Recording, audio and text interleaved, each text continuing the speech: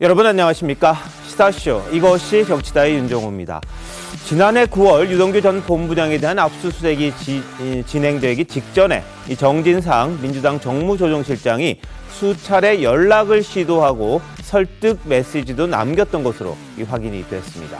자, 이런 가운데 경찰이 이재명 민주당 대표 장남의 불법 도박 사건을 검찰에 송치를 했습니다.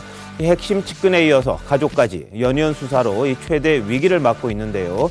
이재명 대표 어떤 입장을 가지고 있는 건지, 민주당은 어떻게 대응하는지 살펴보도록 하고요. 법적 공방으로 비화되고 있는 한동훈 법무부 장관 그리고 김의겸 민주당 의원 간의 심야 술자리 의혹 이슈 먼저 한번 짚어보도록 하겠습니다. 어서 오십시오. 네, 국회 국정감사에서 이 청담동 술자리 의혹이 불거졌었죠. 자, 이 사건을 둘러싸고는 법적 공방까지 이제 이어지고 있는 상황인데요. 민주당 지도부가 실체적 진실을 밝혀야 한다. 오늘 최고위원회에서 이런 또 입장을 내놓기도 했습니다. 민주당 차원에서 이 진상조사에 들어가는 건지, 자, 먼저 화면 한번 보시겠습니다. 김의겸 의원은 거짓말로 해코지 해도 되는 면허증이나 라도 가진 것처럼 행동하는데요. 그냥 넘어가 주고 책임을 안 지니까 자기는 그래도 되는 줄 알고 이러는 것 같습니다만 이번엔 달라야 한다고 생각합니다.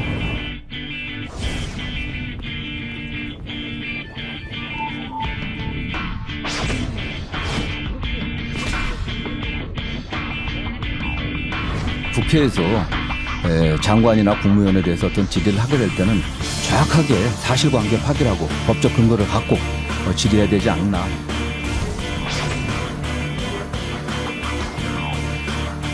김민장 애들을 모아놓고 하는 거였어. 한번도 어디 다니었어. 근데 한동을 인터넷에 나온 거야. 진짜? 술 마시고 노래 부르고.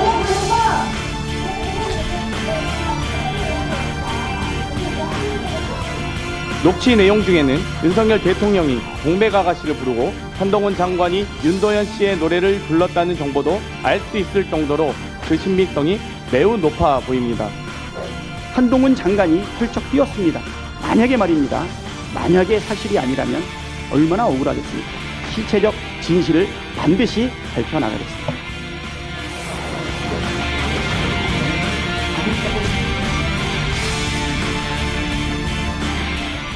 네, 김의겸 의원이 법사위 국감에서 이렇게 이야기를 한 부분, 이제 최고위원회의에서까지 또다시 진실을 밝히자 이렇게 이야기를 했습니다.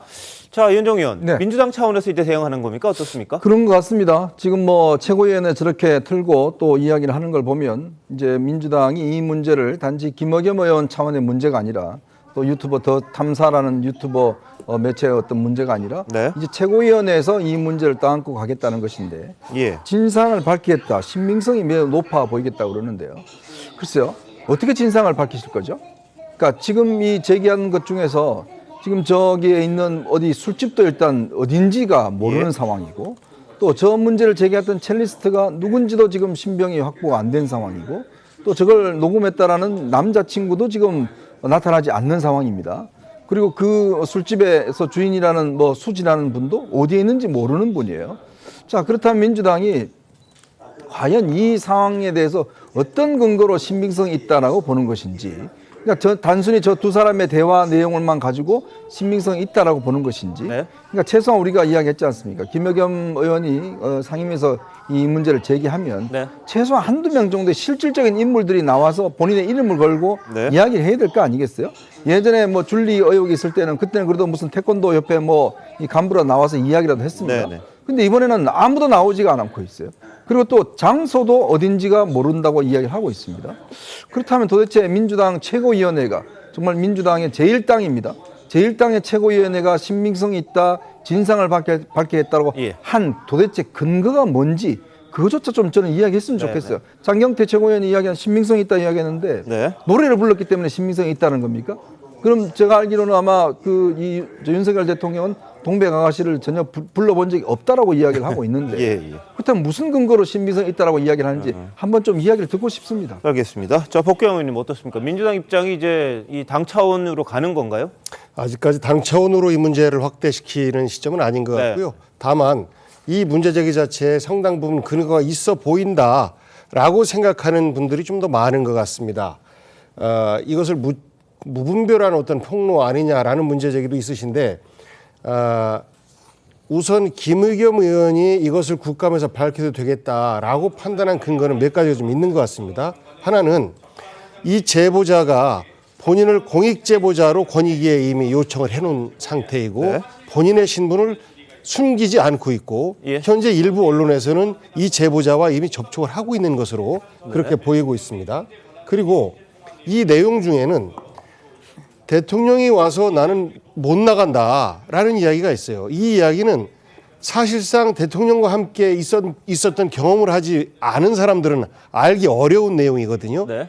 통상적으로 한 그 장소 내에 대통령과 있으면 그 대통령과 경호원 일행이 빠져나갈 때까지 그 민간인들은 못 나갑니다. 그런 식으로 이제 경호 관리를 하고 있는데 그런 내용들이 볼 때 이 부분은 실제 경험일 가능성이 매우 높다라는 것이고 그리고 또 하나가 더 탐사가 지난 3개월 동안 한동훈 장관에 대한 스토킹을 했다. 예. 이렇게 얘기하는데 더 탐사 입장에서는 7월 19일, 20일 이런 녹취록 한 40여 분가량의 그런 녹취록을 받아서 이것을 확인하는 과정에서 한 3차례 정도 퇴근 과정이나 혹은 법원에 갈 때 나오는 것을 기다리고 했었던 것은 사실이다라는 거예요. 그러면 이것을 확인하기 위한 과정에 있어서 한동훈 장관이 지나치게 나를 스토킹했다라고 확대시켜 가면서 더 탐사에 대해서 어떤 부정적인 혹은 뭐 지나치게 방어적인 이런 모습들도 보면 상당 부분 근거가 있는 것 아니냐라는 판단 속에서 문제 제기를 한 것이라고 보고 이것이 정말 말도 안 되는 이야기다라고 하면 저는 얼마든지 확인시켜 줄 수 있다고 생각해요. 너무 쉬운 방법들이 많아요. 네. 확인시켜 줄 수 있는 방법은 그렇게 대응하면 될 것 같습니다. 어떻게 확인하죠? 우선은 그거잖아요. 돈을 줬는데 난 안 받았다라고 할 때 그날 나의 명확한 알리바이가 있으면 네네. 그 조작을 탄핵할 수 있는 거 아니겠습니까? 예. 그러면 한동훈 장관의 그날 일정에 대해서 밝히면 될 것이고 또 하나는 정말 확실한 것은 예. 대통령의 경호원들이 함께 있었다라고 해요. 그러면 대통령의 경호원들과 경호 차량에 그날 일지가 있을 겁니다. 예. 그것을 제출받으면 전 다 확인될 수 있을 것이라고 생각해요. 알겠습니다. 자, 그런데 이 대통령 행사 같은 건 모르겠습니다만 대통령이 어디 식당을 갔다 그런 경우에 안에 있는 사람이 나갈 수는 있는데 밖에 있는 사람이 들어오지는 못하는 그런 것 아닙니까? 가려면은 나갈 수 있는 그런 상황 아닌가요? 어떻습니까?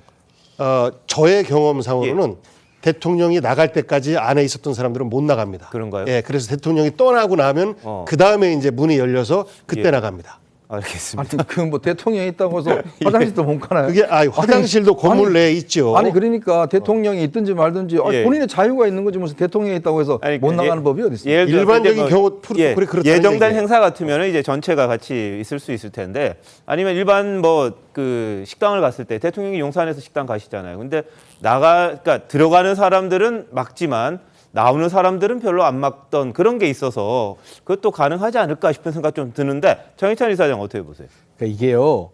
공익 제보 요건이 갖춰지려면 그 자리에 있었다는 당사자, 그러니까 이 녹취록에 등장하는 그 첼리스트라는 여성분이 이걸 내가 제보하고 이게 사실입니다. 국민권익위에서 나를 지켜주세요라고 하면 이게 뭐 사실일지 아닐지는 모르겠습니다만 그럴 수도 있나 한번 들여다보게 되는 거죠.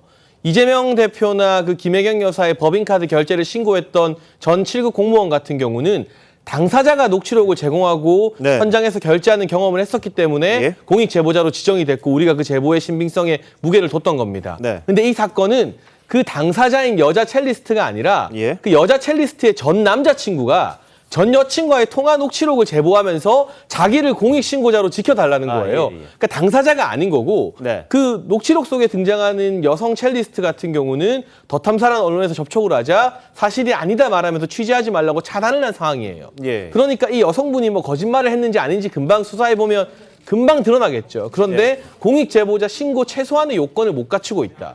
그리고 김의겸 의원이나 더 탐사가 여기에 대해서 전혀 최소한의 근거도 갖추지 못하고 예. 있지만 최소한 그 첼리스트라고 하는 그 여성분을 제보자로 내세웠다면 이 사건이 지금보다 조금은 더 네. 커졌을지 모르겠지만 예, 예. 그 전 남친이라니까요. 그러면 밤 늦은 시간에 이 남자분과 그 첼리스트 여자분이 연락이 안 되다가 전화 통화된 내용을 가지고 예. 그 남자가 지금 제보자라고 하고 있는데 네. 그 남자는 이 자기의 예전 여친에게 들은 내용을 전해주는 것이지 네. 그 자리에 있지도 그 자리를 경험하지도 않은 사람입니다. 네. 그렇다면 예전 연인 간에 밤 새벽 3시에 주고받은 취중 전화 하나만을 근거로 해서 국회의원이 국감에서 이걸 이야기할 만한 네. 제1야당 최고위에서 틀만한 근거가 되나요? 예. 이런 식으로라면 얼마든지 민주당 지도부나 이재명 대표에 대해서 말도 안 되는 녹취록 다 만들어서 다 제보할 수 있습니다. 우리 정치의 수준이 그렇게 가서는 안 되지 않겠습니까? 예, 예. 뭐 대신에 김의겸 의원 같은 경우 또 더 탐사 쪽에서는 이세창이라는 분을 또 내세웠죠. 뭐 하나의 근거로 제시했습니다만 그 통화 내용이 그렇게 명확하게 떨어지는 것 같지는 않아요. 다만 그게 유추될 만한 그런 내용들을 일단 뭐 추가 증거, 그러니까 보강하는 측면에서 제시하긴 했습니다만 그게 어떤 것인지 그날 그 행사를 말하는지 아니면 다른 건지 그 부분은 아직도 명확하지는 않습니다. 자, 오늘 장경태 민주당 최고위원이 한 장관에 대해서 의혹을 또 북돋은 건 뭐냐면 당시에 이 한 장관이 대답할 때 너무 뭐 분노 조절하기 어려운 사람의 모습이었다. 분노 조절 뭐 장애가 있는 것처럼 그런 식의 이 모습을 보였다. 이런 주장을 했습니다. 한번 보시죠. 한동훈 장관은 차마 피감기관 증인의 태도라고 볼 수 없는 비아냥과 불성실한 태도로 일관했습니다. 질의와 관계없는 과거의 일을 들추고 과할 정도로 화를 내며 인신공격성 발언을 서슴지 않는 모습이 마치 분노 조절하기 어려운 사람의 모습이었습니다. 이제 전 국민이 궁금해합니다. 국민을 대신하여 제가 다시 묻겠습니다. 한동훈 장관, 윤석열 대통령과 술자리 하셨습니까? 한동훈 장관, 대형 로펌과 술자리 하지 않으셨습니까? 예. 자, 뭐 한 장관의 태도를 지적한 겁니다. 분노 조절을 못하는 정도로 아주 거칠게 대했다. 국민이 궁금해한다. 술자리 했느냐? 대형 로펌과 또 윤석열 대통령과 했느냐? 이렇게 묻는다 그랬는데 한 장관은 오늘 직 걸겠다고 한 건 당연히 안 했기 때문에 만약 그런 일이 있었다면 당연히 그만둬야 한다. 그래서 내가 직을 이야기한 거다. 이렇게 오늘 반박을 또 했거든요. 이건 어떻게 보십니까? 한동훈 장관 입장에서 너무 황당하면 사실 저렇게 화를 낼 수밖에 없는 거예요. 만약에 화를 안 내면은 또 왜 화 안 내냐. 저 다 뭐가 인정하는 거 아니냐 또 아마 이랬을 거예요. 예. 제가 봤을 때는요. 지금 민주당 최고위원, 그러니까 최고위 회의에서 지도부 회의에서 저 정도까지 문제를 제기하면 국민들 앞에 그 지도부가 다 직을 걸어야 될 것 같아요. 예. 이게 만약에 사실이 아니다라고 나오면 어차피 이제 수사할 거니까요. 그러면 총사퇴하셔야 합니다. 예, 그 정도까지 저는 해야 된다고 봐요. 왜냐하면 민주당이 총 지도부가 지금 나서가지고 결과적으로 이 사실이 아닌 거를 사실인 것처럼 국민들께 호도했다면 그 정도 해야 되는 거 아니겠습니까? 네. 제가 봤을 때요, 이 사실관계를 보니까 그 로펌 변호사 30명을 한 자리에 모여서 술자리를 갖는다면 이미 그거는 그 고급 술집이 아닙니다.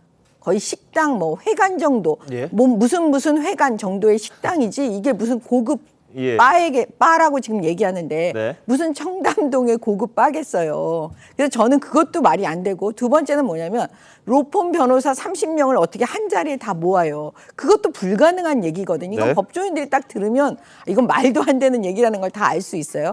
그래서 제가 봤을 때 이 청담동 술집을 못 찾은 게 아니라 찾았지만 그걸 밝히지 않는 게 아닌가라는 생각도 들어요. 왜냐하면 예. 이 술집이 지금 뭐라고 시중에서는 다 얘기하고 있거든요. 굉장히 소수의 사람만 들어갈 수 있는 네. 고급 바라는 그런 얘기들이 막 나오고 있어요. 예. 그렇기 때문에 이걸 가지고 지금 뭐 한동훈 장관의 그날의 일지를 공개해라. 그다음에 대통령의 뭐 그 경호원들 예. 일지를 공개해라 이렇게 얘기하는데 이게 늘 민주당이 하는 습관적으로 하는 프레임입니다. 네. 마치 거기에 이제 응해서 우리가 뭔가를 하면 마치 이게 사실인 것처럼 예. 그리고 아니면 말고 식으로 돼버리기 때문에 저는 이거를 그 김의겸 의원이 스스로 예. 어떤 근거로 해서 이걸 얘기했는지 본인이 먼저 얘기하고 네네. 그다음에 그 첼리스트를 찾아가지고요. 예. 그걸 국회에서든 그 여성이 나와갖고 얘기해야 된다고 봐요. 알겠습니다. 근데 더 탐사라는 데서 이 보도한 내용 보면 이분이 연락을 했더니 이런 이야기 했다는 거 들었다. 그랬더니 무슨 일로 전화했는지 잘 모르겠다. 이런 전화 받고 싶지 않다. 차단하겠다. 이렇게 문자를 남긴 게 또 공개가 됐습니다. 그래서 아마 이 첼리스트라고 하시는 분은 노출되는 걸 상당히 꺼리는 그런 상황인 것 같아요. 그래서 실체적 진실을 어디서 봐야 될지 모르겠습니다만 다만 장미 변호사님, 네. 다른 사람이 전하는 네. 거를 이렇게 삼자가 녹음한 내용을 그냥 공개를 해서 이 진실 여부에 대해서는 그럼 누가 확인을 해야 됩니까? 사실 삼자가 공개하는 게 음성권 침해로 문제가 될 수는 있는데 형사적으로 처벌할 수는 없고 다만 이 녹취라는 거에 증명력이 어느 정도나 되느냐가 관건일 겁니다. 글쎄요. 네. 그러니까 일상적인 어떤 소송 국면에서 이런 녹취가 나왔다라고 하면 완전 날조된 거다, 허위다라고 이야기할 수 있을 것인가? 저는 그 부분에 대해서는 좀 물음표가 쳐집니다. 왜냐하면 그 당시에는 어쨌든 친근한 연인 관계였다라는 것입니다. 새벽에 연락이 안 되다가 너 왜 이렇게 연락이 안 돼서 무슨 일이 있었던 거야 라고 했더니 본인이 체험한 사실을 비교적 굉장히 구체적으로 이야기를 합니다. 그리고 굉장히 특수한 상황이에요. 대통령이 있는 자리에 어떤 연주자가 이렇게 가는 것은 상당히 이례적이잖아요. 그러니까 굉장히 구체적으로 얘기합니다. 한동훈 장관은 뭐 윤도현 밴드의 노래를 불렀고 대통령은 무슨 노래를 불렀다. 그리고 반주가 필요하다라고 하고 점잖은 자리니까 내가 어떤 음악을 뭐 바흐인가 핸델인가를 연주하겠다고 하니까 좋겠다고 했다. 이거는 사실 그 새벽 시간대 가공해서 이야기를 하기에는 상당히 구체적입니다. 그렇기 때문에 이 증명력이 완전히 없다라고 이야기할 수는 없고요. 저는 이 판을 키운 게 오히려 한동훈 장관이 아닌가 생각합니다. 그냥 이 부분과 관련해서 김의겸 의원이 그냥 질문을 직접적으로 한 게 아닙니다. 제보 사실을 묻겠다라고 하면서 전제를 달고 물었는데 너무나 발끈하면서 이게 어떻게 된 경위인지 국민적인 주목도가 너무 높아진 게 이게 오히려 한동훈 장관의 패착이 아닌가 생각이 됩니다. 아, 그런가요? 예. 근데 이 김의겸 의원 이게 처음이 아니잖아요. 이재정 의원 악수 거짓말 논란부터 시작해서 한동훈 장관에게 아니면 말고식 거짓 주장을 면책특권 뒤에 숨어서 너무 많이 해왔습니다. 그리고 이게 국감장에서 법무부 장관의 업무를 묻는 그 본질과도 전혀 관련이 없는 뭐 제보를 빙자한 이제 스토킹과 이 말도 안 되는 조작 폭로가 어우러진 것이죠. 그러니까 한동훈 장관이 직을 걸자 한 것도 김의겸 의원이 과거 이 라디오 프로그램에서 한동훈 장관에게 직 걸어라고 한 적이 있어요. 물론 그때는 이 제보는 아니었습니다만 오죽 억울하면 그리고 오죽 질렸으면 동시에 오죽 자신이 있으면 이거 직을 걸겠다고 하고 고발한다고 합니까? 고발하게 되면요. 아마도 수사기관에서 해당 이 첼로를 쳤다는 녹취록 속 여자분의 이 핸드폰이나 이런 거 조사하지 않겠습니까? 조사해보면 저는 금방 나올 거라고 생각합니다. 그런데 저는 깜짝 놀란 건 김의겸 의원이야 그렇다 쳐도요. 이건 민주당 최고위원회의에서 둘 줄 몰랐어요. 이 블랙홀에 민주당이 왜 빠져드는 거지? 뭐 장경태 의원, 박찬대 의원 왜 이러시는 걸까? 무려 최고위원들이. 저는 김의겸 의원 발 이 블랙홀에 민주당 최고 지도부가 빠져드는 걸 보면서 어떻게든 이재명 대표 사법 리스크 측근들 줄줄이 구속되는 거 화제를 조금이라도 돌려보자 하는 절박함이 많이 느껴지는데요. 그런데 아무리 급해도 찬물 너무 빨리 마시면 이 물 마시다가도 취하는 법이거든요. 이런 식으로 보편적인 국민 눈에 비상식적인 의혹에 민주당 최고 지도부가 빠져버리는 것 또한 이재명 대표의 사법 리스크 그 연장선이라고 보여집니다. 알겠습니다. 자, 다시 한번 한동훈 장관의 입장, 직에 대한 걸 한번 다시 정리해 드릴게요. 오늘 입장이 뭐냐면 김의겸 의원의 말처럼 제가 새벽 3시에 로펌 변호사 30명이 모인 곳에서 대통령과 노래를 불렀다면 직을 거는 게 맞다. 그만둬야 한다는 것은 너무 당연한 얘기다. 맞다면 법무장관직을 계속 안 한다는 차원에서 직을 걸겠다고 한 거다. 근데 어떻게 생각하냐? 내가 그런 곳에 갔겠냐? 이렇게 이제 크게 반박을 하는 그런 상황이죠. 그래서 직을 걸겠다는 거는 사실이 아니라는 점을 강조하기 위해서 한 말이다라는 걸 다시 한번 오늘 강조를 했었습니다. 자, 민주당 최고위원회에서는 어쨌든 김의겸 의원이 한 말에 대해서 좀 더 한 발 나가서 이 실체 조사, 뭐 TF를 만들자 이런 이야기까지 나왔다는데, 자, 지금 아까 이 이 장해찬 이사장 이야기한 것에 대해서 어떻게 보십니까? 우선 실제 그런 일이 있었다라고 하면 법무부 장관을 더 이상 그 업무를 수행해서는 안 되겠죠. 그렇죠. 그렇기 때문에 이제 직을 건다라고 했는데 그날 국정감사 그 자리에서는 의원님은 뭘 걸 겁니까? 국회의원이라는 사람이 이런 말까지 하면서 2차례나 했어요. 국회의원이라는 사람이 이런 표현을. 그러면서 사실 공격을 하는 모습을 보였는데 사실이면 당연히 물러나야 되는 것이고 이 부분에 대해서는 뭐 정권이 흔들릴 수도 있는 이런 큰 사건이기도 합니다. 왜냐하면 이것을 한동훈 장관이 은폐하려고 했었기 때문에 그렇습니다. 더 탐사에서는 그렇게 얘기를 해요. 저도 방송을 보니까 우리를 고발해 줬으면 좋겠다. 그래서 수사가 진행되면 제보자인 그 남자친구와 예. 통화한 그 여자분에 대한 사실 확인을 해야 되지 않겠습니까? 네. 그러다 보면 자연스럽게 사실은 드러난다라는 네. 것이고 예. 그 녹취 내용에 대해서 그 제보자는 사실이다라고 이야기를 하고 있기 때문에 도탐사는 이게 수사가 되어서 네. 뭐 밝혀졌으면 좋겠다라는 이야기예요. 예. 그 김의겸 의원이 거짓말쟁이다라고 이야기를 하는데 사실 이재정 의원과 관련되어 있기 때문에 김의겸 의원이 말을 못하는 부분이 있습니다. 이 부분도 수사가 진행 중인 것으로 알고 있어요. 그래서 매우 조용하게 예. 실체적 진실이 밝혀질 것이고 저는 일부 아는 부분이 있습니다만 이걸 가지고 뭐 누구 잘못이다 아니다 이렇게 얘기하는 것이 좀 민망한 이야기이기 때문에 네. 굳이 할 필요는 없어 보여요. 그래서 지금 김의겸 의원은 다소 억울하지만 이 부분에 대해서 변명하지 않고 계속해서 문제 제기를 하는데 이러한 문제 제기에 대해서 비난만 한다라고 하면 국회의원들이 어떻게 그 국무위원과 또 정권을 상대로 해서 부도덕함을 예방하는 차원의 어떤 효과도 있는 것이거든요. 그래서 그런 활동을 아예 차단하는 것 그런 효과가 예. 작용돼서는 안 된다라는 예. 좀 말씀을 좀 드리고 싶어요. 알겠습니다. 자, 이현종 의원 그런데 네. 기자라면 네. 이 기사를 쓸 수 있습니까? 어떻습니까? 어떨까요? 쓰면 아마 뭐 난리 나겠죠. 이런 정도로 가지고 기자들 기사 쓰지 않습니다. 아마 보시면서 지금 김의겸 의원이 기자를 했기 때문에 기자들은 다 저런갑다라고 생각하실 텐데 그럼 오해라는 말씀을 드리고요. 우선 국회의원들의 면책특권이 있는 것은 어떤 권력의 압력이나 이런 걸로부터 예. 어떤 이 발언 자체를 보장받기 위해서 있는 거거든요. 그리고 또 폭로를 할 때도 그동안 역대 국회의원들 보면 중요한 사건들 폭로할 때는 항상 증거를 가지고 나왔습니다.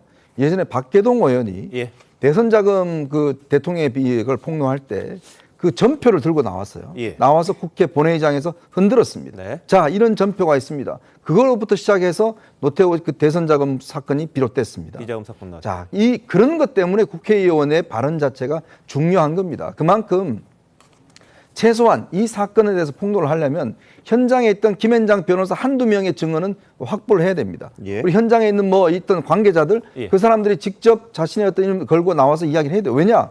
이 사건은 굉장히 중요한 사건입니다. 네. 대통령과 그리고 이 한동훈 법무장관과 어떤 면에서 보면 이해 충돌이 있을 수 있는 법무부인의 변호사 30명이 함께했다. 네. 더군다나 한동훈 변호사 부인이 김현장 변호사입니다. 그렇죠. 예, 예. 자, 그러면 이런 것들을 이야기를 하는 순간 그것도 새벽 3시까지 했다라고 한다면 최소한의 어떤 관련된 증거, 장소, 시간 등등에 대해서는 확보를 하고 그걸 가지고 의원이 질문을 해야 되는 게 지금 상식이겠죠. 네.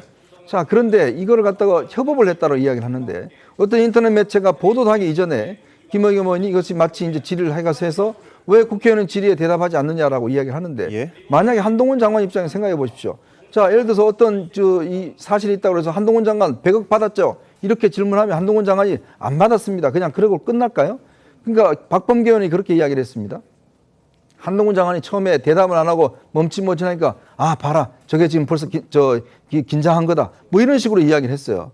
그러니까 뭐냐면 한동훈 장관 입장에서는 얼마나 본인이 황당했으면 처음에 이 한숨을 쉬었겠습니까? 그걸 두고도 네. 뭔가 사실이 있는 것처럼 또 이야기를 했지 않습니까? 알겠습니다. 그러니까 그걸 두고 한동훈 장관이 과잉적으로 대응했다? 이거는 저는 앞뒤가 맞지 않는 거다 생각이 듭니다. 알겠습니다. 자, 지금 면책특권 이야기가 나왔으니까요.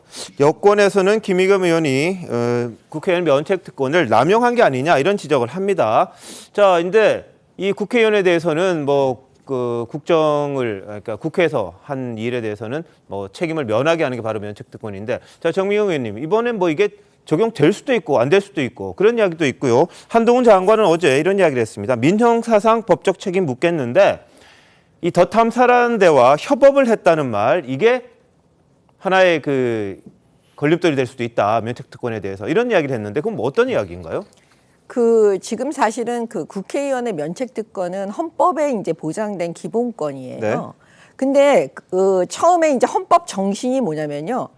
국회의원들이 자유롭게 어떻게 보면 국무위원을 상대로 해서 질의하는 걸 보장해 주겠다는 취지인 거예요. 예, 예. 그렇지만 만약에 국회의원이 허위라는 걸 확신한 상태에서 알고 있는 상태에서 명예훼손을 할 목적으로 그러니까 악의적으로 예. 이거를 만약에 활용했다면 네. 이거는 그 헌법 정신에 맞지 않기 때문에요. 이거는 그 면책특권 범위 밖에 있다고 보여집니다. 네. 그리고 최근에 대법원 판례가 그런 취지로 지금 판결을 내린 게 있고요. 네. 그다음에 중요한 게 뭐냐면 협업이라는 거예요. 저는 김의겸 의원이 한동훈 장관이 굉장히 강하게 이제 나오니까 순간 자기도 모르게 협업이라는 단어를 쓴 것 같아요. 예. 왜냐하면 협업이라는 단어를 씀으로써 자기는 그 언론 매체에다가 모든 책임을 돌리려고 하고 본인은 빠져나오려고 한 게 아닌가라는 생각이 그냥 어떻게 보면 수사를 많이 한 사람들이 그냥 언뜻 들거든요. 이건 제 생각이지만. 네. 예. 그래서 만약에 이게 명예훼손 책임이 그 더 매체, 그러니까 그 언론 매체가 예. 만약에 명예훼손이나 모욕의 책임을 갖게 되면요. 공동 정범이 될 수 있다고 보여집니다. 김의겸 의원에 대해서. 네, 네, 그래서 알겠습니다. 한동훈 장관이 그 지점을 콕 예. 집어서 얘기한 거예요. 자, 그래서 김의겸 의원이 어제 이제 국감장이었죠. 어제는 아니고요. 협업했다고 했던 말 한번 들어보시죠. 야합이라고 자꾸 그러니까 협업을 했다 이렇게 이야기를 했거든요. 한번 보시죠. 지금 스토킹하는 사람들하고 야합해서 이런 식으로 국무위원을 모욕하는 거에 대해서 자괴감을 느끼고요. 근거를 제시하셔야죠. 제가 있었다는 그 두 사람이라는 게 더 탐사라는 저를 지금 스토킹하는 쪽하고 같이 야합해서 말씀하신 거잖아요. 혹시 그 스토킹의 배우가 김의겸 의원이십니까? 제가 더 탐사하고 같이 협업을 한 건 맞습니다. 하지만 그걸 야합이라고 말씀하시는 건 지나치다고 생각을 하고. 의원님 저 미행하는 것도 같이 하셨습니까? 그럼? 저 미행하는 것도 같이 하신 거예요? 아닙니다. 자, 저렇게 이야기했어요. 인터넷 매체하고 이제 허위사실 유포를 공모했는 거냐, 뭐 이런 식의 주장입니다. 장 변호사 어떻게 보세요? 저는 이 협업이라는 표현을 갖고 꼬투리를 잡아서 이게 공범인 걸 자인한 거구나. 이게 전형적인 검찰의 시선입니다. 시각이고 그런가요? 무리한 수사의 하나의 예. 단초인 부분인 거고요. 면책특권이란 건 그렇습니다. 헌법상 보장된 권리이고 다만 본인이 거짓으로 허위의 사실로 타인의 명예를 훼손하는 정도까지는 면책특권에 어떤 이익을 주지 않겠다라는 대법원 판시가 있는 겁니다. 그렇다면 지금 이 대화의 일련의 과정을 보면 야합이라고 몰아붙이는 장관도 저는 처음 보지만 네. 어쨌든 현직 야당 의원에게 야합이냐고 공세를 세우니까 야합이 아니라 내가 이 더 탐사라는 매체와 협업을 했다. 그러니까 이 사실관계와 관련해서 같이 의견을 나누고 공조를 했다라는 취지로 답변을 합니다. 네. 그게 어떻게 허위에 대한 인식과 허위에 대한 고의가 있다라고 단정할 수 있는 근거의 발언이 될 수 있겠습니까? 한동훈 장관은 좀 자중해야 될 거라고 생각합니다. 알겠습니다. 뭐 이렇게 의도가 있어야 되고 정말 뭐 사실 여부를 이렇게 몰랐어야 되고 그 다음에 이제 뭐 악의적인 게 포함돼야지 이제 된다는 건데 뭐 한번 지켜봐야 되겠죠. 판례와 모든 것들은 이게 각 사례마다 다르기 때문인데 한동훈 장관은 그런데 김의겸 의원은 면책특권 대상이 아니다 이런 점을 또 분명히 했습니다. 한번 들어보시죠. 어떻게든 저를 음해하고 싶은 마음은 제가 충분히 그동안에 잘 알고 있는데요. 그래도 이렇게 허황되게 이렇게 선이 넘게 지어내는 거는 법적 책임을 반드시 져야 될 겁니다. 김의겸 의원님은 지금 이 방송에 공모하신 겁니다. 그러니까 이거는 면책특권의 범위도 아닌 것이죠. 책임을 지셔야 될 겁니다. 그러니까 대통령실에서도 소위 면책특권 밖에 나가서 말씀을 해보시라라는 취지로 이야기한 거 일단 아니겠습니까? 저는 이건 정도를 좀 넘어선 거라는 것이죠. 그리고 스토킹 수사받고 있는 사람과 협업했다고 인정하지 않습니까? 그게 가능한 얘기인가요? 네. 자, 한 장관의 주장은 이렇습니다. 그런데 또 하나 쟁점이 뭐냐면 이 김의겸 의원이 그 여러 가지 녹취가 있는데 장시간 녹취가 있는데 그걸 가공을 해서 필요한 부분만 이렇게 분석을 해서 제시를 했던 거거든요. 일종의 뭐 녹취 짜깁기라고 할 수 있는데 뭐 요약이라고 할 수도 있을 거고요. 이게 과연 적절했느냐 이런 논란도 있어요. 장희찬 이사장 어떻게 보세요? 그러니까 이제 뭐 이 통화를 유리한 부분 또는 본인이 원하는 방향으로 들리기 좋은 내용만 짜집기 한 것 자체가 사실상 조작에 해당할 수도 있는 부분이고요. 네. 특히 이세창 전 이 자유총연맹 총재 권한대행 같은 경우는 더 탐사가 보도한 내용이 짜집기라고 말을 하고 있습니다. 그냥 이 더 탐사라는 뭐 어딘지도 잘 몰랐겠죠. 언론 매체에서 연락이 와서 이분이 그냥 뭔가 응대를 하다가 실체적으로 그 자리에 구체적인 어떤 이 회동 내용에 대해서는 문의하자 본인이 아니라고 밝혔다고 하지 않았습니까? 또 국회 기자회견을 통해서 한동훈 장관을 뭐 1000m, 1000m에서도 본 적이 한 번도 없다라고 이야기를 했어요. 예.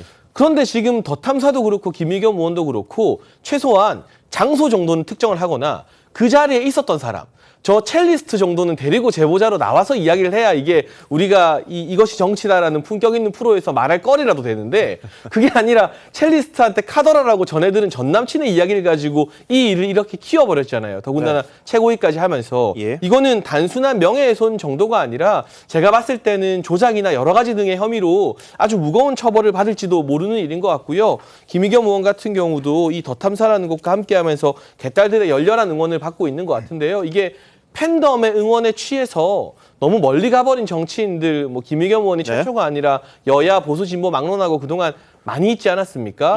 이번 김의겸 의원 사태 그리고 한동훈 장관을 이야기하는 이 뭐 첼리스트와 그 전 남친의 녹취록 사태를 계기로 그동안 정말 심각하다고 이야기가 많이 나왔던 팬덤 정치의 폐해에 대해서 한 획을 긋는 그런 어떤 정리가 될 것 같다는 생각이 많이 듭니다. 알겠습니다. 이세창 전 권한대행 같은 경우도 이제 전체 내용을 다 공개를 해라. 자기가 말한 부분 중에 짜깁기가 된 것 같다. 뭐 이렇게 이야기를 합니다. 그리고 김의겸 의원이 녹음된 분량이 몇 회에 걸쳐서 상당한 몇 시간짜리인데 이 필요한 부분만 주말에 우리 방 식구들이 녹음 듣고 풀어서 아주 짧은 분량 만드느라고 고생을 했다. 이런 이야기를 했어요. 자, 장미 변호사. 이게 긴 거를 원본이 아니라 그중에서 필요한 부분만 발췌해서 녹취를 공개하는 거. 이건 어떻게 봐야 되나요? 재판에 그렇게 냅니다. 왜냐하면 녹취라는 게 증거를 확보해야 되는 측에서는요. 똑 떨어지는 녹취를 확보한다는 보장이 없기 때문에 굉장히 장시간 녹음을 하는 게 굉장히 통상적입니다. 그렇다면 법원에 낼 때 녹취를 그대로 풀어서 내느냐. 판사님들이 사석에서 녹취를 워낙에 많이 내다 보니까 이걸 꼼꼼히 안 본다고도 말씀하세요. 뭐 이렇게 대각선으로 읽는다라고 하는데 그러면 컴팩트하게 내야 되는데 만약에 김의겸 의원이 이 총재라는 분에게 그날 술자리 있었습니까? 라고 했는데 전혀 없었습니다라는 말을 제하고 다른 맥락에서 나온 내가 그것을 얘기할 수는 없지 않겠느냐라는 걸 갖다 붙였다. 이거는 굉장히 법적으로 문제가 되죠. 그렇겠죠. 그런데 한 이 대화를 그 딱 떼서 그 부분을 현출시키는 게 불법이라고 판단되지는 않습니다. 그렇기 때문에 이것도 사실 저는 정치적 공세라고 생각합니다. 자, 그래서 이 전체를 한번 공개해보자. 이런 이야기도 나옵니다. 어떤 내용을 이야기했고 서로 간에 통화한 걸 다 공개해야 어느 정도까지 압축을 한 건지 아니면 자신에게 불리한 건 다 빼고 필요한 부분, 유리한 것만 낸 건 아니냐 이런 또 의혹 제기도 일부에서 나오는 것 같아요. 자, 일단 한동훈 장관에 대해서 이 녹취인가에 어딜 보면 한 장관이 뭐 한잔 하고 온 것 같더라 이런 말도 있는 걸로 제가 알고 있거든요. 근데 한 장관 아시겠지만 술 별로 안 마시고 좋아하지 않는 걸로 지금까지 알려져 있었습니다. 자, 술자리와 관련된 한 장관의 이야기 한번 들어보시죠. 저 술 못 마시는 건 아십니까? 네, 알겠습니다. 그러면 제가 저기 가서 술을 먹었다는 얘기예요? 아니면 저 자리에 있었다는 얘기입니까?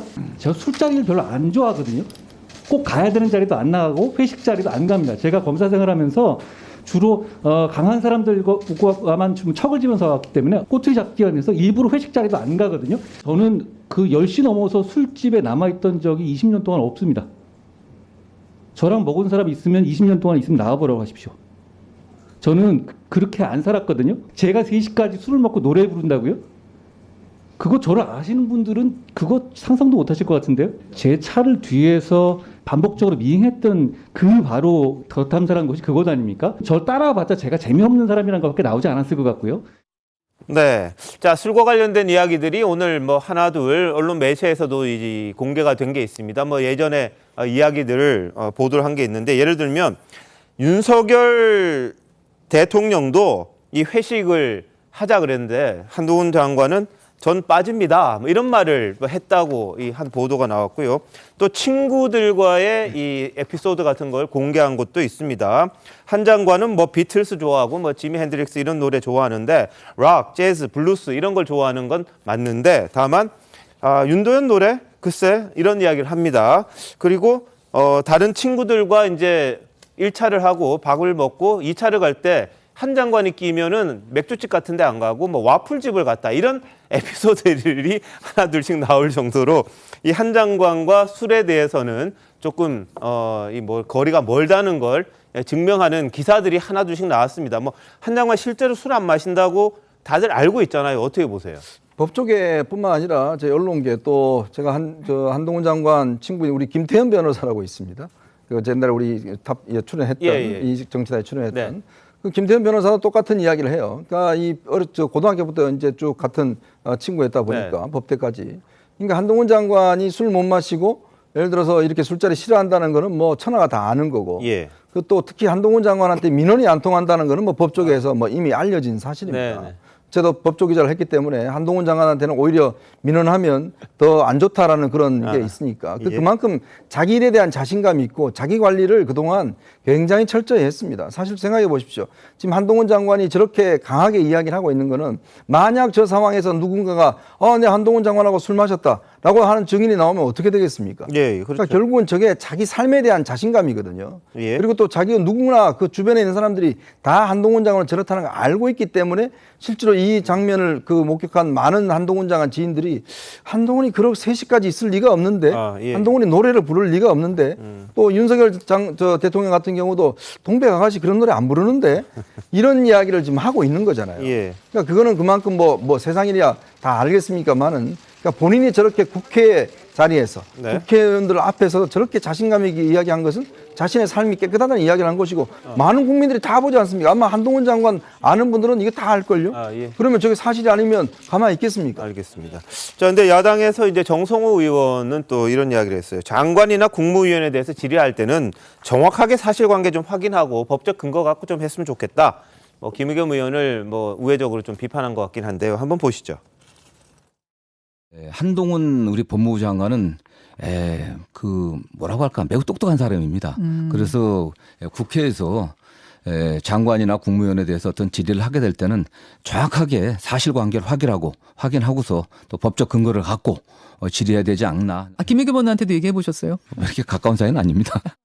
예, 김 의원과는 그렇게 가까운 사이 아니다 이렇게 이야기를 했고요. 또 진중권 광운대 교수는 이 한동훈 장관에 대해서 콜라만 마신다. 김의겸 의원 자살골 멈춰라 이런 이야기를 했는데 한번 이어서 들어보시죠. 한동훈 장관과 술을 못 마시고 제로 콜라만 마신다고 그러더라고요. 김의겸 의원은 이게 한두 건이 아니잖아요. 몇 번째입니까? 그리고 이게 지금 면책특권 뒤에 숨은 거거든요. 정말로 자신 있으면 밖에 나와서 얘기를 하든지 최소한 이렇게 됐으면 사과라도 해야 되잖아요. 사과 안 하잖아요. 그다음에 오히려 도박판 만들었다는 적반하장격으로 뛰거든요. 저는 이분 이래가지고 안 된다고 봅니다. 네, 민주당 내에서는 최고위원회의에서 이번 청담동 술집 논란 이 부분을 제기를 했습니다만 일부에서는 지금 좀 야당 탄압 국면을 좀 만들어 가야 되는데 굳이 김의겸 의원이 이렇게 딴 이야기를 해서 이 시선을 흐트릴 필요가 있겠느냐 이런 이야기를 하시는 분들도 있다고 해요. 자, 복귀양 의원님, 당내 분위기 김의겸 의원에 대한 생각들 어떤가요? 저는 그런 면에서 볼 때는 다소 좀 아쉬운 측면이 있습니다. 그 비트코인 관련된 가상화폐 관련된 문제 제기도 그렇고 이게 아직 실체가 안 밝혀지고 헷갈리는 부분 아니겠습니까? 그리고 마찬가지로 이 문제에 대해서도 정성호 의원이 지적한 것은 조금 더 꼼꼼하게 사실 파악을 한 이후에 밝혔으면 좋겠다라는 취지의 말씀에 대해서 아마 많은 분들이 고개를 끄덕끄덕 하실 거라고 생각해요. 그리고 지금 이 시기는 사실 87년 이후에 최초로 제1야당 당사가 검찰에 의해서 압수수색을 당한 이런 민주당 입장에서 볼 때는 민주주의가 이건 추락하고 있다라는 것에 대해서 분노를 느끼고 있는 차에 자칫 이게 이제 관심이 분산되는 이런 효과는 되지 않을까라는 우려는 갖게 됩니다만 그럼에도 불구하고 개별 의원들의 어떤 의정 활동에 대해서 일일이 당해서 어떻게 다 이렇게 단속을 할 수 있겠습니까? 예, 알겠습니다. 자, 김의겸 의원 아까 말씀하신 부분이 있는데 이재정 의원과 관련된 한동훈 장관과의 이 사진 논란 제기해서 또 좀 뭐라 그럴까요? 사실과 좀 다르다 이런 이야기가 있었는데 복귀양 의원님 다른 게 있다 그러시지만 그때 한번 어떤 일이 있었는지 한번 보시고요. 대북 코인 관련한 수사 하기 위해서 미국 간 거 아니냐 이런 의혹도 제기했던 적이 있는데 김의겸 의원의 의정 활동 한번 보시죠. 이재정 의원한테 제가 들은 이야기예요. 한동훈 장관이 쫓아와서 악수를 청하더랍니다. 그래서 어떻게 하겠어요? 웃으면서 악수를 해줬는데 법무부 홈페이지에 딱 올라와 있더랍니다. 진영 논리를 넘어 정치 논리를 넘어 손을 잡다.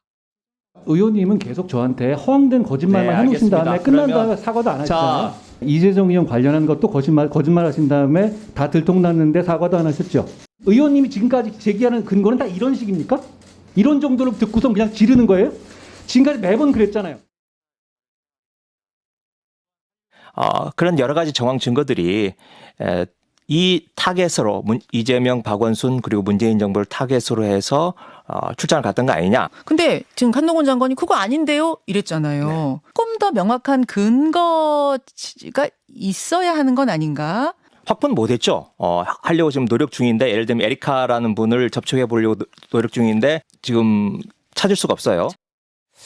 예, 뭐 취재할 때처럼 했다면 김의겸 의원이 기자였다면 저것만 가지고는 기사 쓰기 어려웠을 겁니다. 좀 더 보충 취재를 해서 이 좀 더 알찬 내용을 가지고 아마 명기자였으니까 그렇게 했을 텐데 국회의원은 기자보다는 조금 책임감이 덜한 것 아닌가 이런 생각이 들 정도로 좀 섣부른 그러니까 설익은 그런 정보를 가지고 이제 국회에서 질의를 하다가 여러 차례 이제 한동훈 장관과 이 설전을 벌이기도 했습니다. 게다가 압수수색과 관련해서 이해찬 전 총리의 가 있는 그 사무실까지 털렸다. 이게 대북코인 관련이다. 이런 이야기를 하면서 민주당 내에서는 또 엑스맨 아니냐? 왜 딴 사람 알지도 못하는 거 괜히 이야기해서 또 분란을 일으키느냐? 이런 주장도 좀 나왔습니다. 자, 정민구 의원님, 김의겸 의원의 의도는 뭘까요? 김의겸 의원을 지금 아무도 잘 이해를 못하는 것 같아요. 그런가요? 왜 그러냐면 지난번에도요. 예. 그러니까 수상한 돈 10조가 북한으로 흘러갔다는 그 수사를 이 코인 수사와 함께 한동훈 장관이 하고 있는 거 아니냐. 그래서 미국 출장 간 거 아니냐. 이런 얘기를 아무도 모르는데 본인이 막 언론에 나가서 얘기했어요. 그래서 많은 사람들이 야, 그 코인 수사가 뭐냐. 그게 북한으로 흘러간 거냐. 뭐 여러 가지 이제 얘기들이 서왕설레 나왔거든요. 네네. 그러니까 이런 일을 벌이니까 사실 민주당 내에서도 김의겸 의원 왜 저러나 이런 얘기들을 많이 해요. 제가 방송을 이렇게 하다 보면 예. 많은 분들이 사석에서 그런 얘기하는 걸 제가 들었거든요. 그런데 그때도 뭐라 그러셨냐면 언론에서 이렇게 말을 해요. 그 수사를 하려면 한동훈 장관이 이 수사를 하려면 직을 걸어라.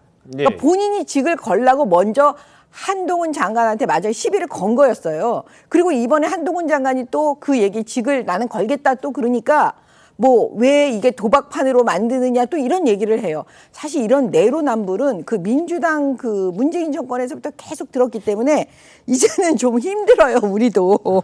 그다음에 또 한 가지 말씀드릴 건 뭐냐면 이 김의겸 의원이 계속 한동훈 장관을 스토킹하고 있는 것이 아닌지 이제 그런 생각까지 들 정도예요. 그래서 이제는 김의겸 의원이 본인 자신을 좀 돌아다보고 국민들을 더 안 괴롭혔으면 좋겠습니다.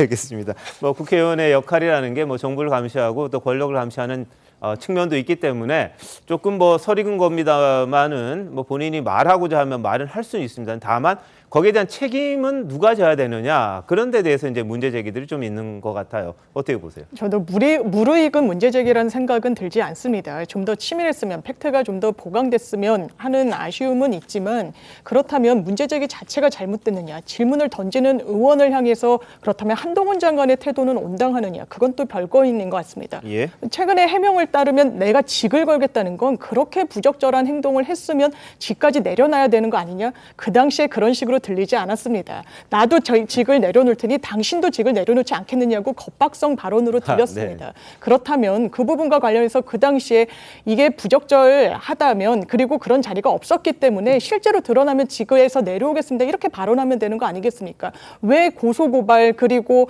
민형사상 청구권 이야기를 합니까? 현직에 있는 법무부 장관이 그리고 본인이 아마 제일 잘할 겁니다. 이 부분 형사적으로 문제가 될까요? 그렇지 않습니다. 그럼 민사적으로 손해배상을 받겠다는 건가요? 음성권 침해와 관련해서 손해배상 액수는 상당히 또 낮습니다. 이 문제 제기에 대해서는 그리고 불법행위로 판단받지도 않을 겁니다. 이렇게 본인이 법률 전문가라고 해서 법률을 이용해서 야당과 이런 각을 세우는 모습 대통령에게 과연 도움이 될까요? 전 전혀 그렇지 않을 거라고 생각합니다.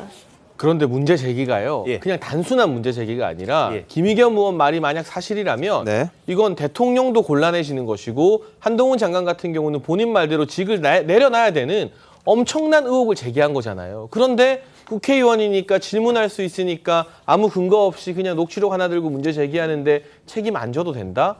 그런 차원의 문제가 아니기 때문에 한동훈 장관이 자신의 직을 내려놓겠다는 전제하에 김의겸 의원도 직을 걸 수 있느냐라고 물어본 것이고요. 여기에 대해서 김의겸 의원이 기자 출신의 국회의원이라면 나도 내직 걸겠다라고 자신 있게 응답할 수 있을 정도의 근거는 네. 사실관계는 확인하고 나서 이걸 터트렸어야 되는 거죠. 그냥 터트리고 본다고 끝나는 게 아니지 않습니까? 그런 차원에서 저는 정치인들이 특히나 면책특권을 부여받은 국회의원들이 국민들 앞에서 좀 성실하게 자료 조사하고 제대로 지적했으면 좋겠고요.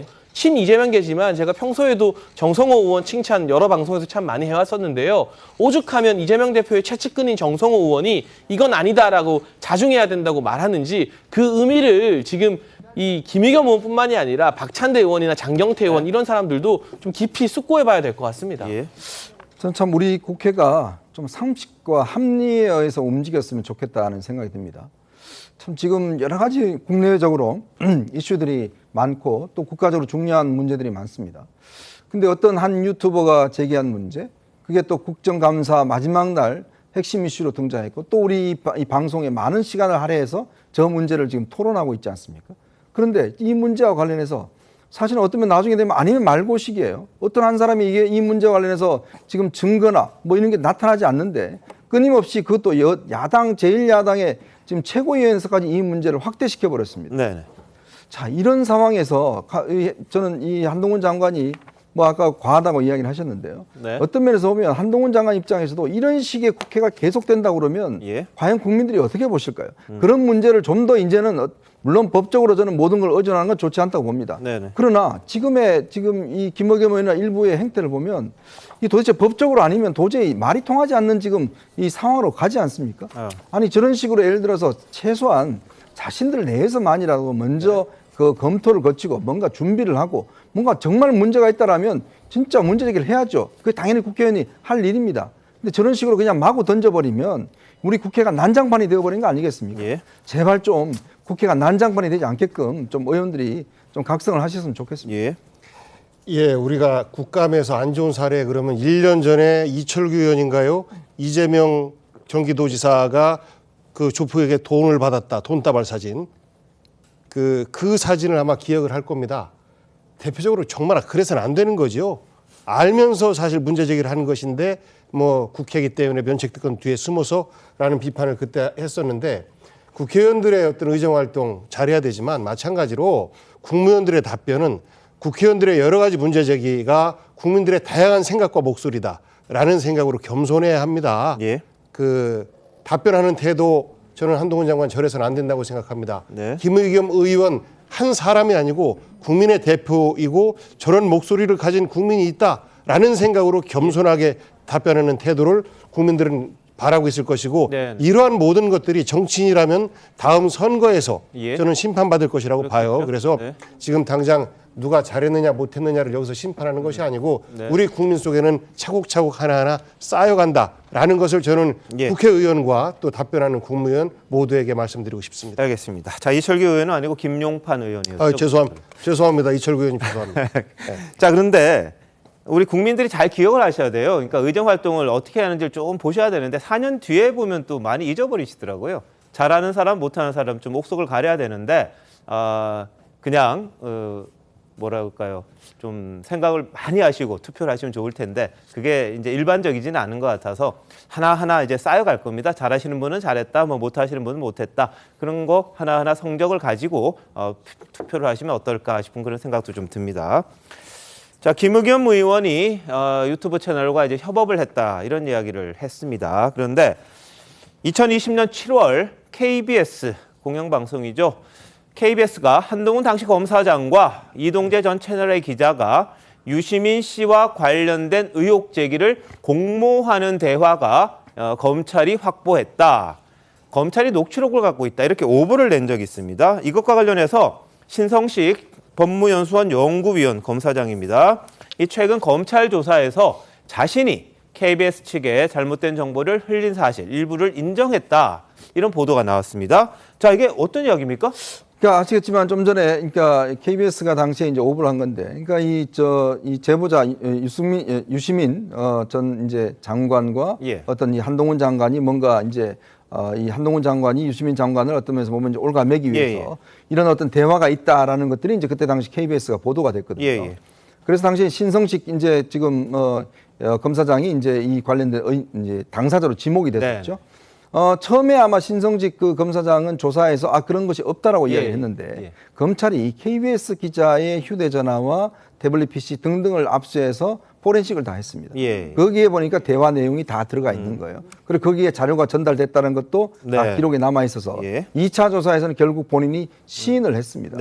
결국 이게 보면 이번에 이제 이렇게 자료가 증거가 드러나니까 뭐 시인을 한 것 같은데 결국 당시에 검찰이 한동훈 장관을 어떤 면에서 보면 잡기 위해서 이렇게 언론까지 이용해서 그것도 오보를 이용해서 이렇게 했다라는 사실 자체가 드러난 거 아니겠습니까? 정말 개탄스럽습니다. 알겠습니다. 뭐 당시에 뭐 검언유착이냐 권언유착이냐 뭐 MBC, KBS 다 이렇게 저렇게 이야기가 됐던 적이 있었는데요. 협법을 언론사가 국회의원들과 한다. 그리고 일부 이 정부 관계자가 언론사와 마치 잘못된 걸 주면서까지 기사화시키는 그런 부분들, 뭐 일종의 관행이었을 수도 있습니다만 그런 부분들이 적절했느냐라는 데 대해서 한번 돌이켜봐야 될 것 같고요. 정미경 의원님, 이런 식이면 어떻게 됩니까? 신석희 아니, 저는 사실 이거 오늘 보고요. 이 자세한 내용을 보면서 깜짝 놀랐어요. 왜냐하면 이 검사장, 신성식 검사장은요. 문재인 정권 때 엄청 잘 나가는 분이셨습니다. 그리고 지금 이재명 대표의 그 대학교 아마 선후배 사이인 걸로 알고 있거든요. 그리고 이분이 왜 유명했냐면 그 당시 이제 수원지방검찰청 검사장을 했었던 적도 있어요. 근데 그때 그 이재명 대표에 관련된 사건 수사, 대장동이라든지 성남 FC라든지 뭐 여러 가지 아마 이재명 이 대표 개인에 관한 그 수사가 되게 많았었는데 그 사건 수사를 어떻게 이 선후배 관계에 있는 사람한테 맡겼는지, 그리고 여기서 뭉갠 게 아니냐 이런 얘기들이 지금 많이 나오고 있거든요. 근데 바로 그 문제의 그분이 지금 허위 정보를 이렇게 흘렸다, 언론사에. 그러면 제가 볼 때는 검사는요, 원래 그 흰색을 검은색으로 바꾸거나 검은색을 흰색으로 만드는 일은 절대로 해서는 안 되는 거예요. 우리 국민들께서 부여한 그 직책이라는 건 검은색은 검은색이라고 말해줘야 되고 흰색은 흰색이라고 말해줘야 되는 1번 타자가 검사들이에요. 근데 어떻게 이런 문재인 정권 하에서 친문 검사들, 정권 검사들이 이런 일을 했는지 저는 다시 한번 그분들 수사 다 해가지고 그 명명백백하게 이런 일을 국민들한테 알려서 이런 검사들이 다시는 나오지 않도록 해야 되는 게 정답이라고 봅니다. 자, 정유 변호사님, 이게 지금 명예훼손 혐의로 이 한동훈 장관이 고발한 거잖아요. 그렇습니다. 고소한 건데 그러면 인정을 했다. 처벌 받습니까? 어떻습니까? 이게 출판물 등에 의한 명예훼손에 해당할 수 있습니다. 이 출판물 등이라 하면 이제 방송 뉴스 영역까지도 포괄하고 있는 개념이기 때문에 만약에 본인이 정말 이런 녹취 사실이 없는데도 불구하고 그걸 언론사에 거짓으로 흘려서 보도되게끔 했다라는 이 각각의 요건 사실이 다 증거로서 입증되고 이 뒷받침이 된다면 이 부분은 출판물 등에 의한 명예훼손죄로 처벌받게 되고 아마 이 부분은 또 이 방송이라는 게 워낙에 전파성이 강하기 때문에 이 비난 가능성도 높다라고 법적으로는 평가를 받게 될 것 같습니다. KBS는 즉각적으로 오보를 인정했었습니다. 당시에 인정했었고요. 이 누가 했는지를 밝히지 않았는데 신성식 당시 검사장이 좀 지목은 됐었습니다. 그런데 오늘 보도에 따르면 일부 제공한 걸 시인했다, 이런 내용이 나왔습니다. 자, 한편 한동훈 장관, 이 형법 제정 이후 약 70년간 유지되어 온 촉법 소년 연령 상한을 만 14세에서 만 13세로 낮추는 법안을 오늘 발표를 했습니다. 한번 보시죠. 저희는 단순한 엄벌주의나 연령 하향이 주가 아니라는 점을 말씀드립니다.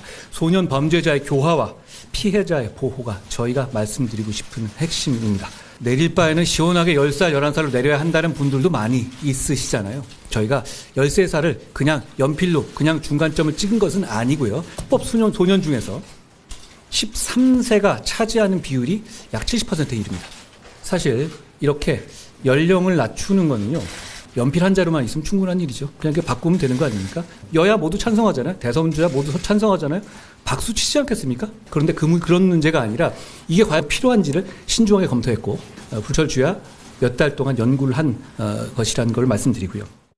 예, 뭐 일부에서는 뭐 전과자를 너무 양산하는 게 아니냐 이런 이야기도 나옵니다만 이 대부분 소년범은 기존과 같은 소년부로 송치가 되고 이 좀 흉악한 그런 경우에만 형사처벌 받을 거다 이렇게 이야기를 하네요. 어떻게 보십니까? 저는 이 현실화를 보면서 나름 감개가 무량한 게요. 작년 9월에 제가 직접 윤석열 대통령을 모시고 이 촉법소년 연령 하향 공약을 발표했었거든요. 9월 26일이었습니다. 날짜도 기억하고 있습니다.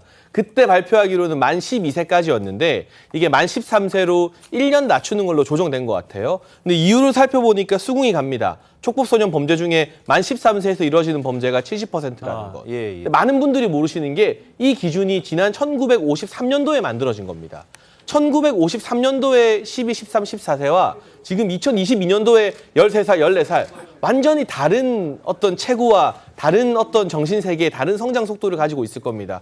진작 변했어야 될 게 너무 늦게 바뀐 것 같고요. 촉법소년의 흉악범죄도 우리 사회의 문제로 대두되고 있는 만큼 한동훈 장관이 지금 뭐 김의겸 의원과의 논란으로 정치의 중심에도 있지만 본질은 법무부 장관이기 때문에 이렇게 법무부 장관직을 법무행정 차원에서 잘하는 모습 보여주는 것, 그 부분 때문에 야당도 더욱더 견제하고 국민들의 많은 관심을 받고 있는 것 같습니다. 자, 정미 변호사, 이게 너무 낮추는 것도 그렇습니다. 부정적인 것도 있더라고요. 예, 사실 의미가 있습니다. 한 살 정도 낮추는 게 맞고, 왜냐하면 만 13세 이상이랑 14세 미만자의 이 비율이 소년범죄에서 상당히 또 높습니다. 그리고 이걸 너무 많이 하게 되면 그러면 또 진짜 이 소년범들을 전과자로 양성하는 거 아니냐. 성인과 동일하게 처벌하는 게 과연 맞느냐라는 문제의식이 있기 때문에 한 살 정도로 조정한 거는 이 절충안으로 잘 매듭이 지어진 게 아닌가 평가하고 싶습니다. 알겠습니다. 이건 여야가 이견 없이 통과시킬 것 같네요. 근데 너무 이 어린아이들이라 그럴까요? 좀 너무 촉법 소년이라는 걸 알면서 의도적으로 하는 것들이 많다 보니까 이런 이야기까지 나오는데요. 글쎄 이게 참 계도가 잘 되면 좋을 텐데 법적으로 다루는 게 어느 정도까지 정말 적절한지 그건 논란은 좀 있어 보입니다. 여하튼 14세에서 만 13세로 낮추는 법안을 발표를 했습니다. 자, 다음 이슈 넘어갑니다. 자, 이재명 대표 지금 최측근들, 정진상, 김용 이런 분들에 대한 수사 압박이 있습니다만 오늘은요, 이 본인 가족과 관련된 이야기가 또 나왔습니다. 이 대표의 장남 상습 도박 혐의로 불구속 송치가 일단 됐습니다. 경찰이 검찰로 넘긴 건데요. 이 대표의 부담감 좀 더 커진 것 같아요. 과거 저희 TV조선이 이 대표 아들과 함께 도박을 했다는 A씨 인터뷰 전해드린 바가 있는데 한번 들어보실까요? 소개로 보컬을 치러 갔는데 그때 이재명 아들이 온다는 얘기를 듣고 아이디가 좀 워낙 특이한 아이디라 가지고 보컬을 잡았는데 많게는 몇백만 원까지 강하게 베팅하고 프로 보컬 도박꾼 같은 느낌이 강했어요. 자, 경찰에서는 이제 상습 도박 혐의에 대해서는 어느 정도 소명이 됐다 이렇게 이야기를 했습니다. 그리고 당시에 성매매 의혹과 관련해서도 이 논란이 있었죠. 그 부분은 증거 불충분으로 불송치를 결정했다 이렇게 오늘 밝혔습니다. 자, 정미경 의원님 이건 어떻게 봐야 됩니까? 이제 상습 도박죄가요. 여러 번 해서 상습 도박이 되는 게 아니고요. 딱 한 번 초범이라도요. 상습성이 인정된다고 보면 상습 도박죄로 사실 기소하고 처벌을 합니다. 근데 이제 아마 이 경우에 이게 이제 상습 도박 혐의라는 거는 이 장남에 대해서 아마 여러 가지 정황적인 게 상습적인 그 행태를 보였다라고 아마 판단을 한 것 같아요. 그래서 그냥 단순 도박죄가 아닌 상습성이 인정된 상습 도박죄. 그럼 이건 징역형도 있고 벌금형도 같이 있어요. 그렇기 때문에 아마 그렇게 해서 판단해서 송치한 걸로 보여집니다. 성매매 의혹에 대해서는 왜 불송치한 거죠? 이제 성매매 의혹은 그때 당시에 이제 그 여성들 상대방을 찾아야 되는 거죠. 그런가요? 그러니까 아마 그런 부분들이 아마 수사에 어려움이 있었기 때문에 그건 아마 불송치 결정을 내린 것 같습니다. 알겠습니다. 자, 과거 이 대표는 아들과 관련한 의혹들에 대해서 이 부모 입장에서 참 죄송하다 이렇게 사과도 했었죠. 한번 보실까요?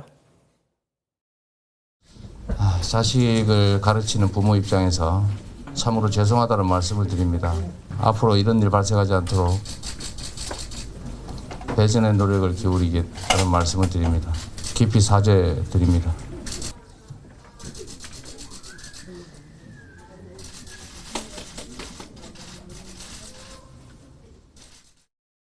마사지 업소 관련해서 후기 올린 것 두고는 이제 성매매 가능성이 좀 높다는 유추들이 좀 있잖아요. 앞으로 좀 어떻게 대응하실 건지도 좀. 저도 확인을 해봤는데 그 성매매 사실은 없었다고 합니다. 하지 않고서 좀 썼다고 하기에는 조금 좀 의심스러운 부분이 있었어요. 뭐 저도 알 수 없는 일이긴 한데 본인이 맹세공안이라고 하니 뭐 부모된 입장에서는 뭐 믿을 수밖에 없는 상황입니다. 그 일각에서는 도박 자금 출처도 좀 수사해야 된다 이런 얘기도 하시는데 도박 제가 알기로는 은행에 빚이 좀 있습니다. 빚을 내서 네, 자금으로 네, 그 사이버머니라고 하나요? 사서 한 모양인데 하여튼 기간이 꽤 길고 그 사이에 잃은 게 1,000만 원까지는 안 되는 것 같습니다. 뭐 둘이서 붙잡고 울었죠. 그 다음날 안타깝고 네. 자식 가진 게 또 부모 죄라고 하니까 다 책임져야 되고 또 안타깝기도 하고 또 국민들께 죄송하기도 하고 뭐 그렇죠. 자, 뭐 이재명 대표는 당시 이렇게 사과를 했었습니다. 근데 이제 부인에 대한 재판도 이어질 것 같고 아들도 이렇게 송치됐으니까 또 기소가 될지 그것도 그렇게 되는데 자, 복경 의원님 어떻게 보셔요? 안타깝습니다. 예. 그러니까 선거에 패한 사람이기 때문에 당하는 시련인가 이렇게 생각해 보면 더 안타깝습니다. 그러니까 선거에 이긴 쪽에는 단 한 번의 수사도 없고 특히나 그 대통령의 장모 되시는 분 같은 경우에는 양평의 공홍지구 사건이 굉장히 크고 여러 가지 정황도 있다라고 하는데 그 부분에 대해서도 어떻게 진행되고 있는지 전혀 몰라요. 단 한 번의 압수수색도 없습니다. 그런데 선거에서 패한 이재명 후보 본인이 정치하기 때문에 본인의 짐을 진다라고 하지만 그 부인과 그 아들까지도 그 아버지가 정치한다는 이유로 이렇게 좀 힘든 과정을 거치는 것 물론 잘못하면 처벌받아야죠. 그것은 뭐 기본입니다.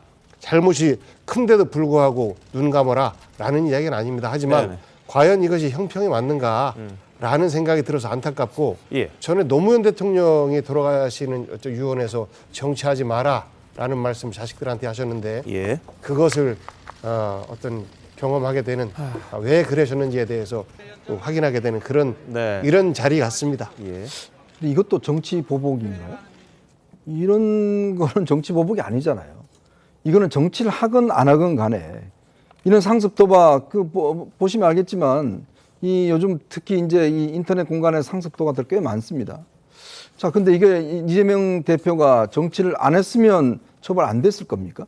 정치를 했기 때문에 처벌되는 건가요? 이제 그런 식의 시각은 저는 동의하지 않습니다. 이거는 그와 전혀 상관이 없는 문제고 이걸 가지고 또 왜 그러면 저쪽은 안 하느냐라는 형평성 문제, 이 아들 문제를 함께 끼워 넣을 수 있는 건가요? 그리고 또 법인카드 문제도 그렇습니다. 아니 법인카드 본인이 썼잖아요. 그러니까 이게 불법인 걸 본인이 알면서 썼기 때문에 문제가 삼은 거 아니겠습니까? 그걸 왜 자꾸 정치 보복이라고 이야기를 하죠? 아니 이 법인카드를 이 경기도청의 법인카드를 쓰면 개인적으로 이렇게 쓰면 그 처벌된다는 거 뻔히 알지 않습니까? 알면서 썼기 때문에 처벌되는 거 아니겠어요? 그러니까 이런 문제는 자꾸 이재명 대표의 뭔가 이런 정책인 이런 것들과 연관시켜 하지 말고 이 문제는 이 문제대로 바라보는 게 저는 필요하다고 생각이 됩니다. 정치 보복이라는 말씀 안 드렸고 안타깝다라고 말씀드렸고요. 다만 수사의 형평이 과연 맞느냐 이 부분은 아무리 뭐 형평 맞다라고 말씀하셔도 우리 국민들은 그렇게 보지 않고 있습니다. 승자에는 한없이 베풀고 또 패자에는 가혹한 이 상황이 오늘의 모습이다라는 것은 저는 검찰 당국 그리고 윤석열 대통령 아마 우리 국민들 다 알고 있을 것이라고 생각합니다. 알겠습니다. 자, 근데 뭐 김건희 씨나 뭐 윤 대통령의 장모에 대한 수사 같은 거, 근데 전 정권부터 이미 시작이 됐던 부분이고 그 당시에 검찰에서 상당히 많이 수사를 했던 걸로 아는데 그때 이제 기소하지 않았던 부분이 있습니다. 그래서 그게 그럼 정권이 바뀌어서 바뀌는 부분도 있겠지만 검찰 수사력에 따라서 뭐 다를 수도 있겠습니다만 그때 그럼 좀 잘 했으면 어땠겠느냐 이런 반론도 일부에서는 좀 제기가 되는 게 있잖아요. 그래서 검찰이 누가 되든지 간에 뭐 대통령이 누구든 간에 수사력을 좀 높여서 좀 잘못된 게 있으면 바로 잡아내고 좀 벌을 줄 수 있는 그런 능력을 더 키워야 되겠다 이런 생각 좀 듭니다.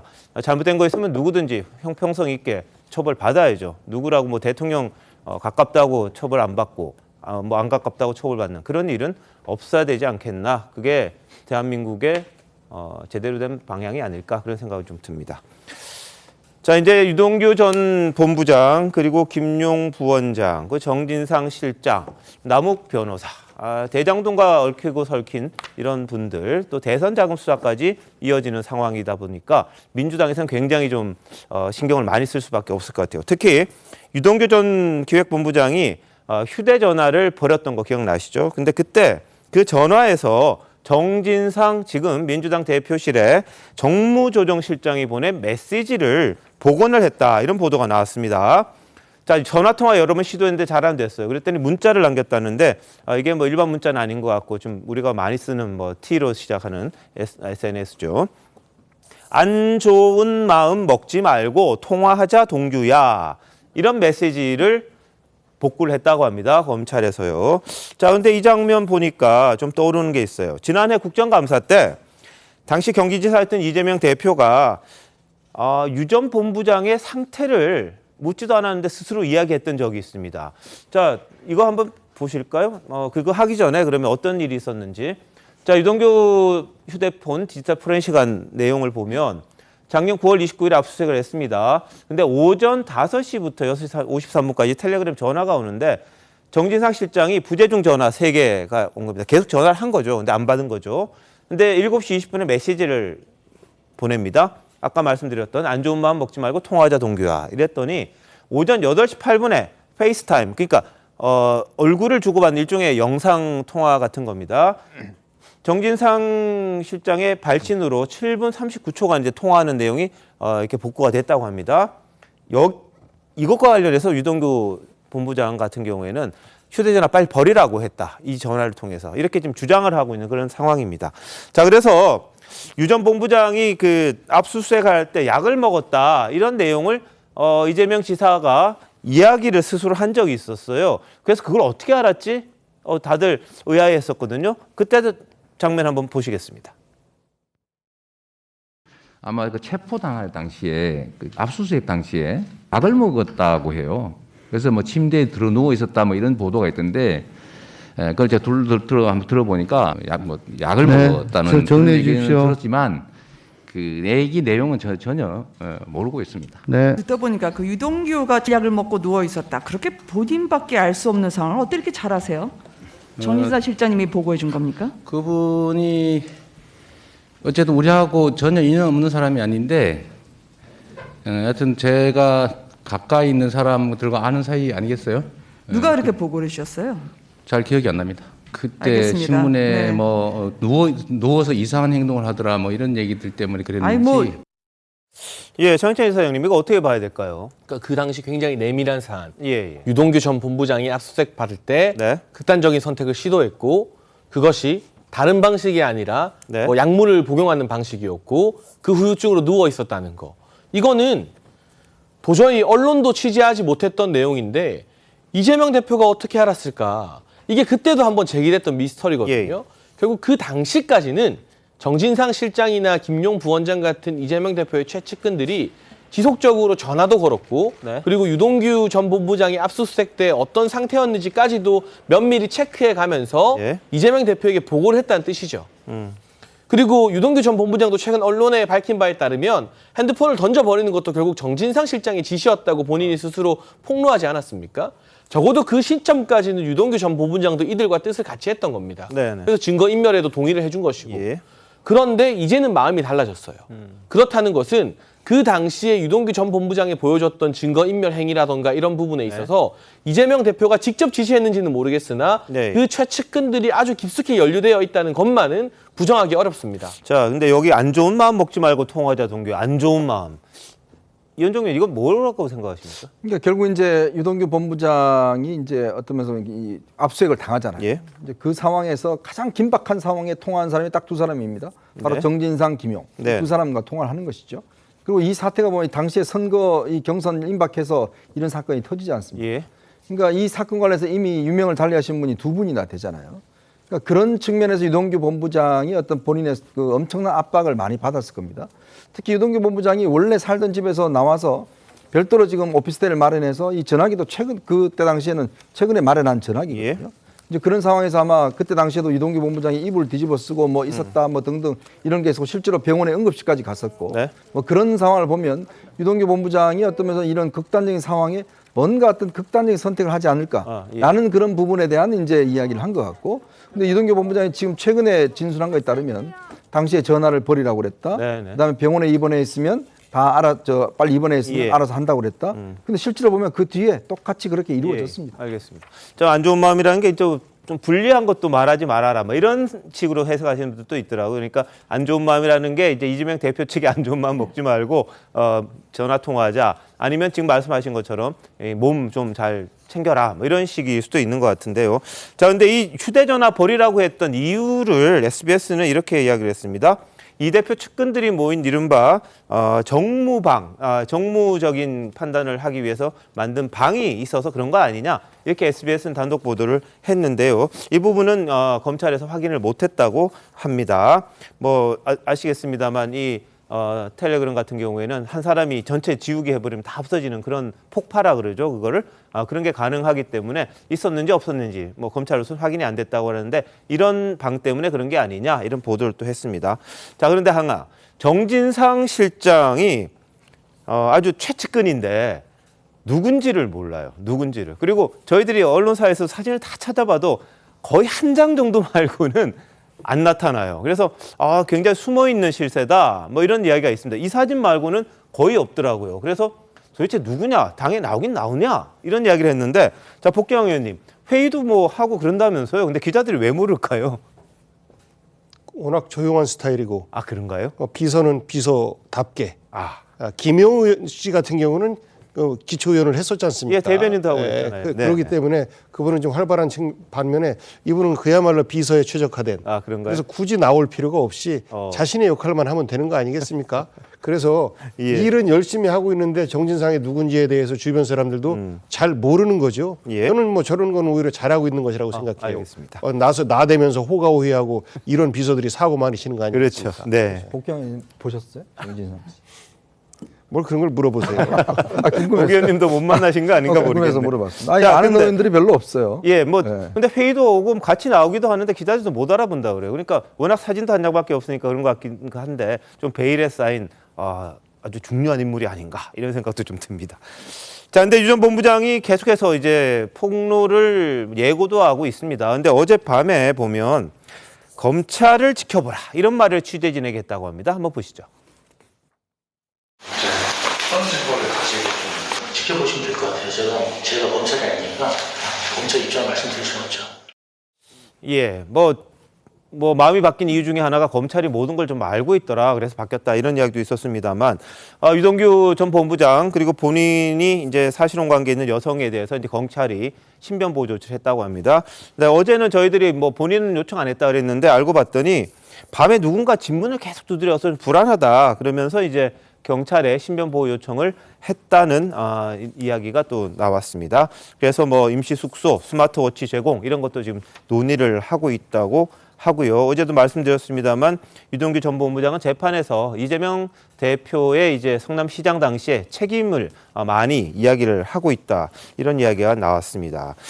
자, 이런 가운데 이제 남욱 변호사가 조만간 또 구속 만료가 돼서 나온다고 합니다. 그래서 남욱 변호사의 새로운 또 폭로가 있지 않겠느냐, 이런 이야기가 좀 나오는데, 정미영 의원님 어떻게 보세요? 그러니까 이게 처음에 이제 대장동 수사를 할 때는요. 사실 윗선에 대해서는, 그러니까 이재명 그 당시 성남시장, 즉 이재명 대표에 대해서는 수사를 못했어요. 왜냐하면 지금 이 남욱, 그다음에 유동규 이런 분들이 얘기를 안 하고 마치 자기네들이 한 것처럼만 얘기를 했으니까, 사실 그 재판 이제 회부됐을 때까지만 해도 윗선에 대한 내용이 전혀 없었잖아요. 근데 지금 그 남욱 변호사든 기본적으로 유동규 씨가 이제 이제 말하자면 진술을 하기 시작했으니까, 제대로 된 진술을, 저는 그걸 법정에서 이분들이 다 얘기할 거라고 봐요. 핵심은 뭐냐면, 당시 대장동 사건은 그 이재명 당시 시장이 업무상 배임을 했느냐, 이게 핵심이거든요. 근데 이분들이 이제 제대로 진술을 하기 시작하면 결국은 공범으로 이재명 대표에 대한 수사가 신속하게 저는 진행될 거라고 봅니다. 알겠습니다. 자, 근데 김용 부원장이 좀 구속돼 있습니다만 쉽게 지금 이야기는 안 한다고 합니다. 묵비권을 행사하고 있고, 뭐 받았더라도 말을 안 할 경우에는 이재명 대표로 연결되는 고리가 나오지 않기 때문에 이게 쉽지 않을 거 아니냐, 이런 이야기를 하는데, 이런 가운데 이 대표는 오늘 정부 여당과의 전면전을 선언했습니다. 민주당이 검찰 독재 규탄 대회를 했는데요. 그 모습 잠깐 보시겠습니다. 우리 민주당의 당대표 이재명 당대표님의 말씀 있겠습니다. 여러분 힘찬 응원의 박수 부탁드리겠습니다. 여러분 힘을 모아주시기 바랍니다. 여러분